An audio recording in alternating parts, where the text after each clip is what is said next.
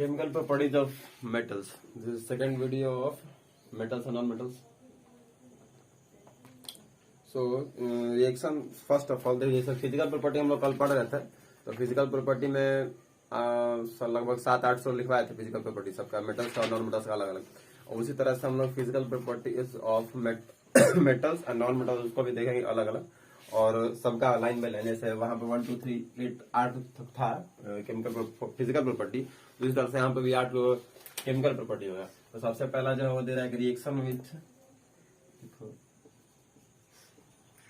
With oxygen.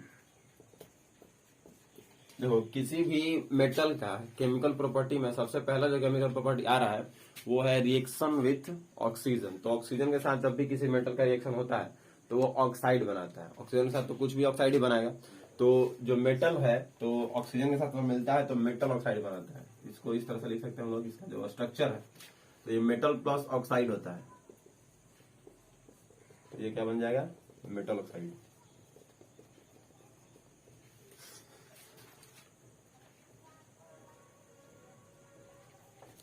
और जैसे कि हम लोग शायद सेकंड चैप्टर में बात की थी इस चीज को, जब ये metal oxide metal plus oxide में जब ये मेटल ऑक्साइड बनता है तो इसका नेचर होता है बेसिक। ठीक है, मेटल ऑक्साइड का नेचर बेसिक होता है। और ये इसका भी एक प्रॉपर्टी हो गया। मेटल ऑक्साइड कैसा होता है तो उसका बेसिक नेचर का होता है।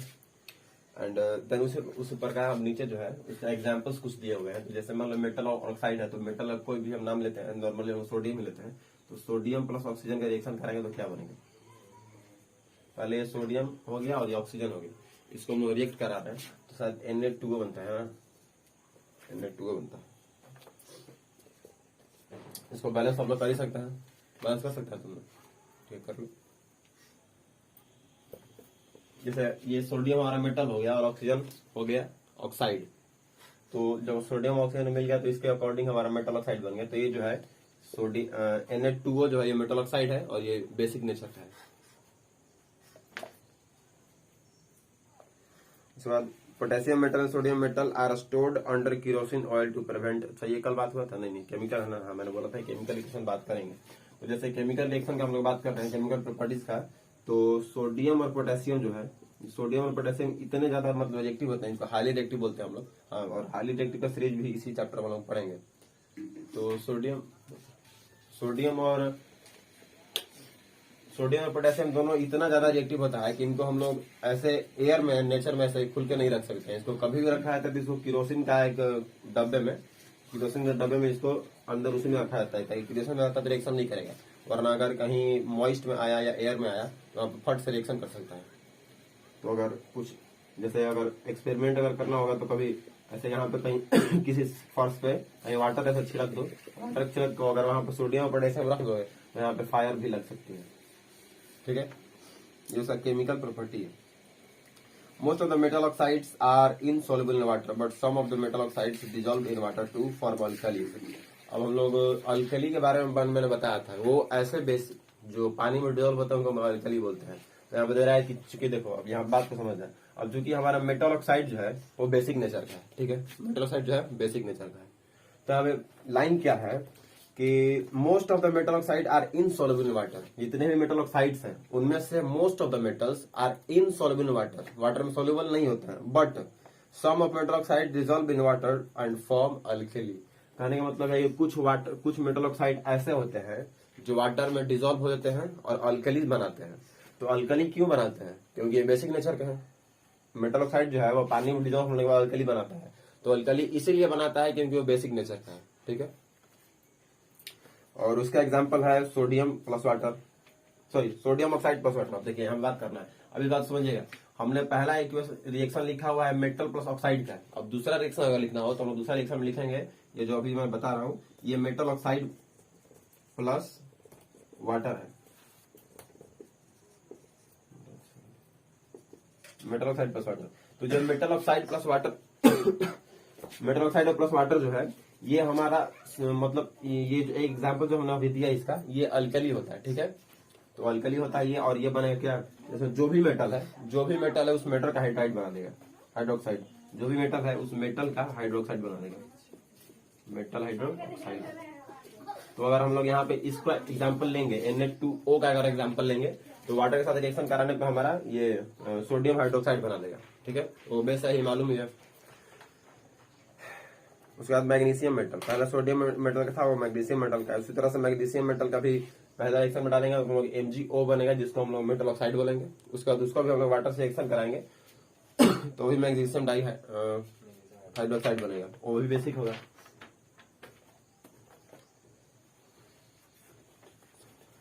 और अगर तीसरा बात करते हैं हम लोग एल्यूमिनियम का, तो एल्यूमिनियम जो ऑक्साइड बनाता है उसको हम लोग एम्फोटरिक ऑक्साइड बोलते हैं।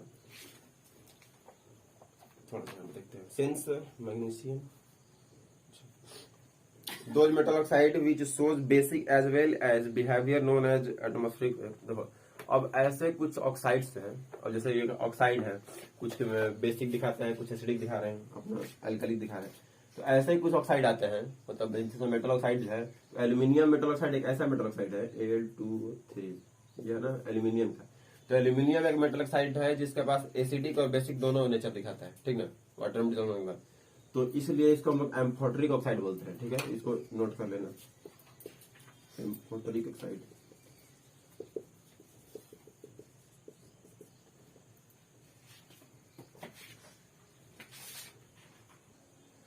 अब देखिए, अब यहाँ पे दो चीज हम लोग बात करते हैं।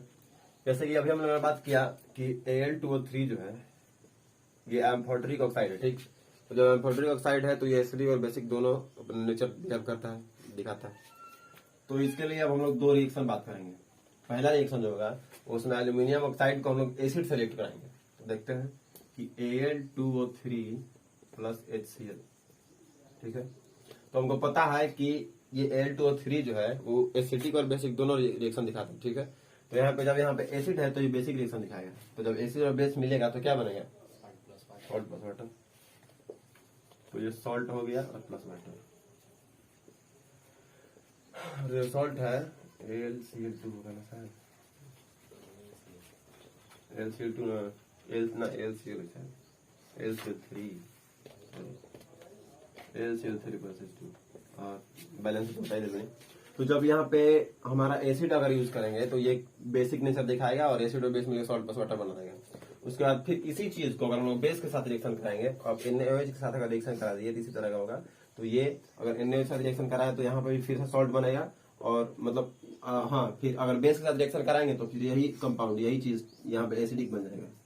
ठीक, ठीक है, अब यहाँ पे OH के साथ सल्फर सॉल्ट बन जाएगा। हो गया। Zinc metal burn in air on strong heating of zinc oxide. Zinc भी एम्फोटरिक ऑक्साइड है, उसको भी लिख लेना। आगे चलते हैं, फिर मिलेगा उसको। जिंक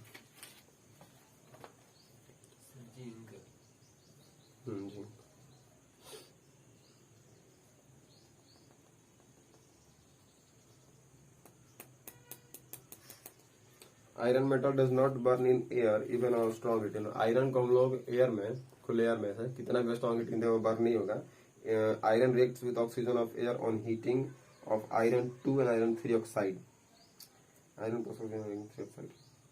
आयरन जब एक साथ रिएक्शन करता है तो उसका वो भी आयरन ऑक्साइड बनाता है, कॉपर ऑक्साइड है। फिर copper also does not burn in air even on strong heating.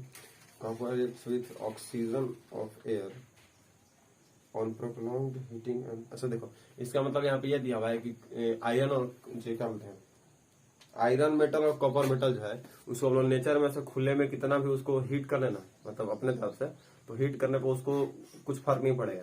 लेकिन अगर उसको एक ब्लास्ट फर्नेस आता है, ब्लास्ट फर्नेस आता है, उसमें जो ऑक्सीजन होता है उसके ऑक्सीजन को ही ज्यादा इस्तेमाल करके उसको आयरन और कॉपर को हीट किया जाता है अगर कोई मटेरियल बनाना हो तो वहां पे ब्लास्ट फर्नेस नहीं, उसको हम लोग आयरन को या कॉपर को पिला सकते हैं। और जब ये दोनों पिघलेगा, मतलब जल के पिघलेगा, तो मोल्टन स्टेट में जो पिघलेगा इन लोग, तो आयरन जो है वो 2 और 3 जो उसका ऑक्साइड है उसको बनाएगा, और कॉपर जो है वो अपना 2 ऑक्साइड बनाएगा, वैलेंसी वाला जो है। उसका reaction of metals with water.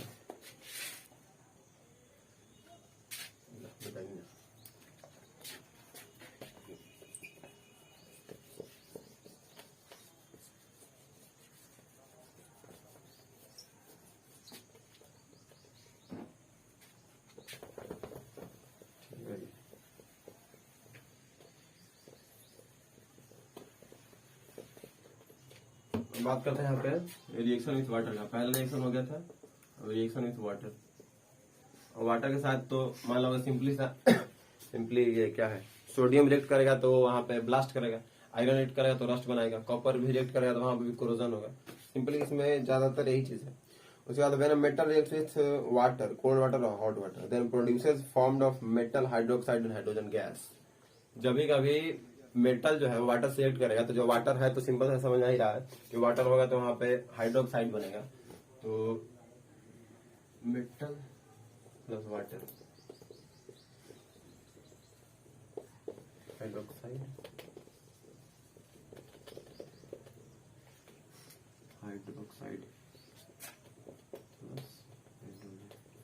तो मेटल और वाटर एक से करेगा तो हाइड्रोक्साइड प्लस हाइड्रोजन बनेगा, ठीक है, हाइड्रोजन गैस का। और ये इसको हम लोग बोलते हैं हाइड्रोजन गैस का इवोल्यूशन ऑफ हाइड्रोजन गैस। तो यहाँ पे मान लो किसी का एग्जाम्पल ले लिया जाए तो सिंपल सा यही एग्जाम्पल ले लो। तो प्रोडक्ट कैसा नाम बताओ, और बचा क्या, निकल हो गया। H2 उसको बैलेंस करना होगा बाद में करेंगे, ठीक है। तो मेटल और वाटर का रिएक्शन करेंगे तो हाइड्रोक्साइड प्लस हाइड्रोजन बचे। तो इतने ये तो इसमें है, इजी तो है सब।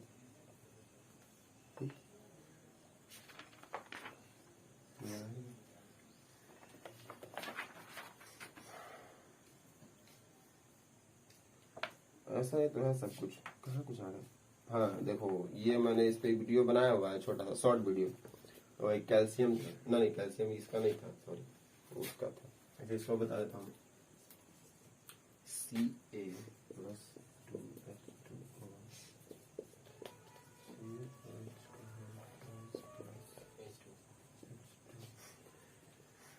ये जो है कैल्शियम, ये मेन इस पे कौन करो, ये इसको क्या बोलते हैं, स्लेट लाइम, लाइम वाटर है, lime water, slate lime water तो नहीं कहोगे तब, इसे लाइम वाटर इसका नाम है। तो इसमें मैंने याद किया होता है इसको, इसमें वाटर है ना, इसमें वाटर टाइप का है, वो दिख रहा है, इसमें वाटर टाइप का है तो इसलिए इसको लाइम वाटर ही बोलते हैं, ठीक। तो इसमें मैंने शॉर्ट वीडियो बनाया हुआ है, वो सब उसमें वो क्या बोलते हैं, अरे कैल्शियम कार्बोनेट का था, मैंने को लगा यही बनाया वो। तो इसमें क्या है, इसमें सिंपल सा दिख रहा है कि मेटल प्लस वाटर है, जो मेटल और वाटर मिलकर मेटल ऑक्साइड और प्लस क्या बोलते हैं हाइड्रोजन गैस बनाएगा, तो वो भी इसका इसी तरह का एग्जाम्पल है सेम है। तो इसमें कहाँ कुछ आ रहा है, कोई दिक्कत है। Metal like aluminium, zinc, iron do not react with either hot और cold water, they react with steam, form of metal oxide and hydrogen. अब इसमें कुछ मेटल्स है जैसे एल्यूमिनियम, जिंक एंड आयरन जो है वो हॉट वाटर या कोल्ड वाटर से रिएक्शन नहीं करता है, वो स्टीम से रिएक्शन करता है, sorry hot water steam, they react with steam to form metal oxide and hydrogen. वो मतलब नॉर्मल ऐसे हॉट वाटर या कोल्ड वाटर से आयरन और एल्यूमिनियम और जिंक रिएक्शन ना कर, उसके लिए स्टीम लाना पड़ेगा। स्टीम का जो वाटर होता है मतलब उसको हम लोग कह सकते हैं मॉइस्ट वाला वाटर, जहाँ पे जैसे वाटर को हम लोग गर्म कर रहे हैं तो गर्म करने के बाद वहां से जो उसका गैस निकल रहा है, मतलब इवेपोरेशन जो हो रहा है, तो वो स्टीम, मतलब उसके स्टीम को हम लोग सिंपली बोल सकते हैं, मतलब वेपर बोल सकते हैं। जो हॉट वेपर जो है वो वेपर से ही एल्यूमिनियम, आयरन और कॉपर का रिएक्शन होता है खास। तो स्टीम क्या होता है, स्टीम 3H2 लगा होता है बैलेंस करने के लिए। तो रिएक्शन फिर वैसा ही होगा, रिएक्शन में तो स्टीम का कुछ दूसरा क्या बोलते हैं कंपाउंड होता नहीं है उसका नाम, वो भी वाटर है तो वाटर यही होता है, हॉट वाटर हो, कोल्ड वाटर हो या स्टीम हो, रिएक्शन तो तुम्हारा सेम ही होगा। तो रिएक्शन में कुछ दिक्कत नहीं। Metals like lead, copper, silver and gold do not react with water even on steam. और ऐसे कुछ मेटल्स होते हैं जैसे copper, lead, silver and gold, ये लोग किसी भी तरह का वाटर से रिएक्शन नहीं करते हैं।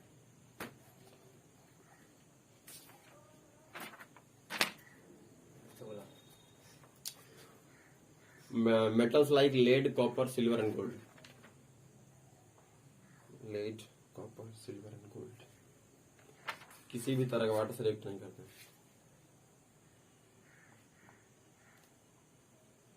एक बार रिएक्शन पढ़ना है,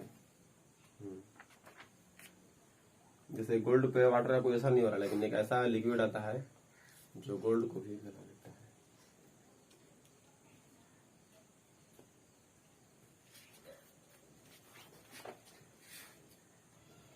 अब इसमें ये अगला टॉपिक इसमें लिखा हुआ है कि अब एक्सप्लेन करते हैं हम लोग, इस पर डिस्कस करते हैं कि ये मेटल जो है ये जो मेटल है ये इस वाटर से इसके हाइड्रोजन को अलग कैसे कर रहे हैं। तो ये याद आना चाहिए, मैंने शायद चैप्टर 1 या चैप्टर 2 में बताया था displacement reaction.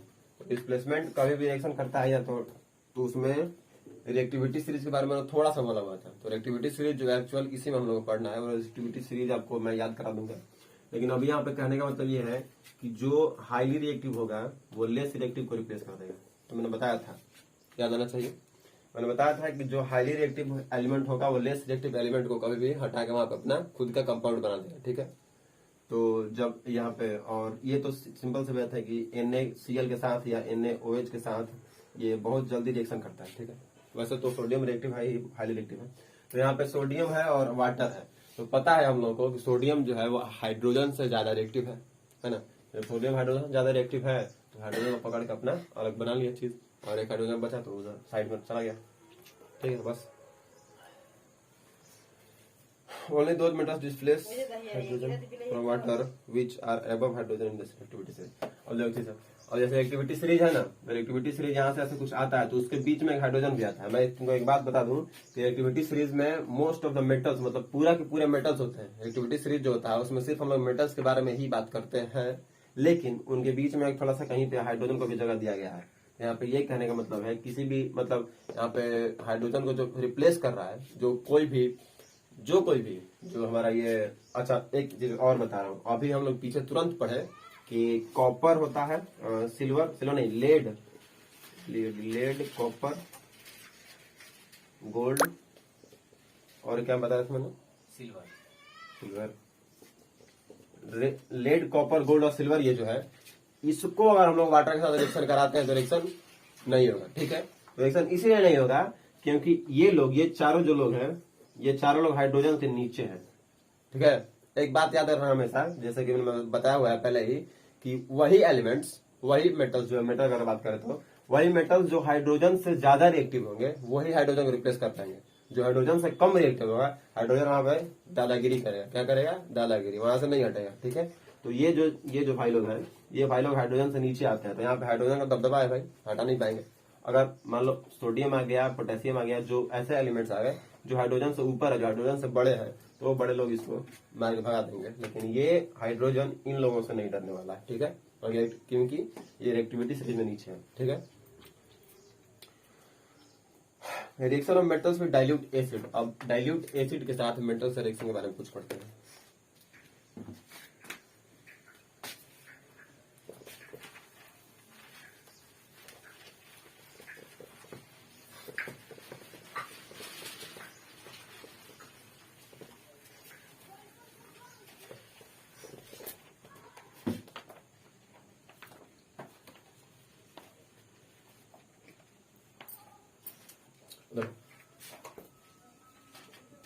Metal plus sorry metal plus dilute acid है।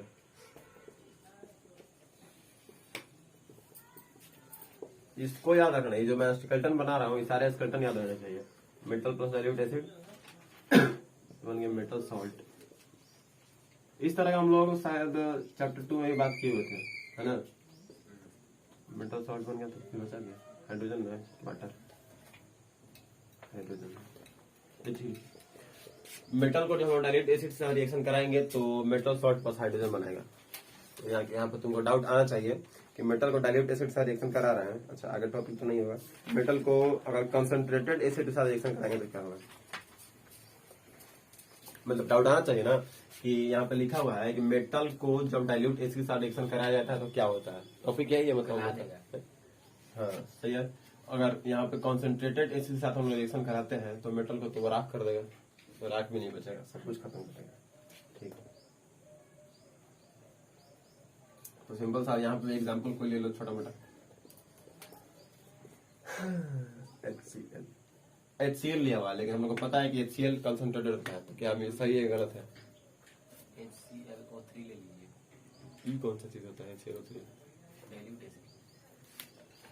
अगर तुमको सीरीज याद होगा, सीरीज नहीं टेबल अगर याद होगा, तो हम लोग बात किए थे कि HCl होता है और HCl कंसंट्रेटेड होता है, उसका कितना होता है? 1 होता है, 1.0 नहीं 1 होता है, और डाइल्यूट HCl होता है उसका 1.4 होता है। ये भी था कि नहीं टेबल में। और एक और चीज, अगर लाइफ प्रोसेस भी अच्छे से याद होगा, तुमको याद होना चाहिए कि हम लोग पेट में डाइल्यूट एसिड होता है, कंसंट्रेटेड नहीं होता है, ठीक है, याद होना चाहिए। HCl डाइल्यूट भी होता है, कंसंट्रेटेड भी होता है, वो डिपेंड करता है कि इसमें कितना वाटर की कितना इसमें वाटर की क्वांटिटी है, ठीक है। तो HCl हाईली कंसंट्रेटेड है, लेकिन अगर इसमें हम लोग वाटर डालते हैं तो ये तो डाइल्यूट हो ही जाएगा। कोई भी एसिड को हम लोग डाइल्यूट कर सकते हैं, तो ये डाइल्यूट हाइड्रोक्लोरिक एसिड या। लेकिन हाँ, अगर तुमको यहाँ पे रिएक्शन लिखने को आ जाए, ये बात याद रखना, अगर कभी भी रिएक्शन लिखने को आ जाए तो Na+HCl का रिएक्शन अगर लिखना हो तो नीचे इधर, यहाँ पे नीचे या इधर ब्रैकेट में लिखना पड़ेगा डाइल्यूट। तो देखिए, जब भी अगर ऐसा रिएक्शन लिखने को आ जाए तो हम लोग आपको सोडियम मेटल जो है उसके साथ साथ अगर HCl लिख रहे हैं, तो डाइल्यूट HCl हो या कंसंट्रेटेड HCl हो, आपको यहाँ फॉर्मूला दोनों का सेम ही होता है। HCl है वो डाइल्यूट कंसंट्रेटेड हो, फर्क नहीं पड़ता उसका। तो यहाँ पे आपको लिखना पड़ेगा कि डाइल्यूट के साथ रिएक्शन करा रहे हैं, ठीक है। तो डाइल्यूट के साथ रिएक्शन कराएंगे तो मेटल सॉल्ट बनेगा। मेटल सॉल्ट क्या होगा?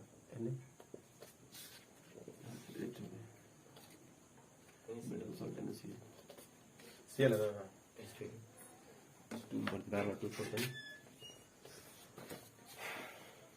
चलिए उसके बाद मैग्नीशियम का भी इसी तरह से हो जाएगा, वहां पर भी ये डाइल्यूट ही करना है बस, और कुछ नहीं। एल्यूमिनियम मेटल अल्फाट्स react slowly with dilute hydrochloric acid due to the presence of tough protective layer of aluminium oxide on its surface. देखो अच्छा, एक चीज मैं अभी बता दूं, कैसे बताऊं, क्या है ये एल्यूमिनियम मेटल जो है, एल्यूमिनियम मेटल पे ऑक्सीजन का मतलब ऑक्साइड का, तो पता ही है ऑक्साइड का एल्यूमिनियम कहाँ से मिलता है। तो एल्यूमिनियम जो है उस पे ऑक्साइड का एक प्रोडक्टिव लेयर बैठा होता है, ठीक है। जब एल्यूमिनियम का हम लोग इसके साथ इसी तरह रिएक्शन कराएंगे तो उसमें थोड़ा टाइम लगेगा, ठीक ना, वो थोड़ा रैपिडली नहीं होगा। ये सब तो रैपिडली रिएक्शन होता है क्योंकि ये हाईली रिएक्टिव है, उसके साथ वो भी हाईली रिएक्टिव है, लेकिन यहाँ पे रैपिडली नहीं होगा, यहाँ पे थोड़ा सा एक प्रोसेस लगेगा। उसको प्रोसेस थोड़ा सा देख लो, छोटा सा, कुछ खास नहीं, मतलब रिएक्शन तो इसी तरह का रिएक्शन ऐसा नहीं है 2 स्टेप में होगा, लेकिन उसका टाइम जो है थोड़ा डिले होगा, क्योंकि एल्यूमिनियम जो है ना, एल्यूमिनियम पे ऑक्सीजन का एक प्रोडक्टिव लेयर होता है। तो अगर रिएक्शन पहले होगा तो पहले ऑक्सीजन को हटाएगा, उसके बाद फिर इसको अलग से।